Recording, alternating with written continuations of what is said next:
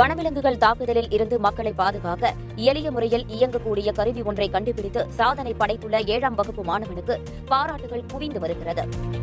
குமரி மாவட்டம் முழக்குமூடு பகுதியைச் சேர்ந்தவர் கிறிஸ்பின் ஜீவா. இவருக்கு திருமணமாகி மனைவி மற்றும் ஒரு மகள் ஒரு மகன் உள்ளனர். இவருடைய 2வது மகன் கிறிஸ்பின் ஜேடன் பம்மம் பகுதியில் உள்ள தனியார் பள்ளியில் 7ஆம் வகுப்பு படித்து வருகிறார். இவருக்கு தினமும் பத்திரிகைகள் வாசிக்கும் பழக்கம் உள்ளதாக கூறப்படுகிறது. தினந்தோறும் ஏராளமான மக்கள் வனவிலங்குகளின் தாக்குதலுக்கு உள்ளாகி உயிரிழந்து வரும் செய்திகளை பார்த்து வந்த அவருக்கு வனவிலங்குகளிடம் இருந்து பழங்குடியின மக்களை எப்படி பாதுகாப்பது என யோசிக்க தொடங்கியுள்ளார்.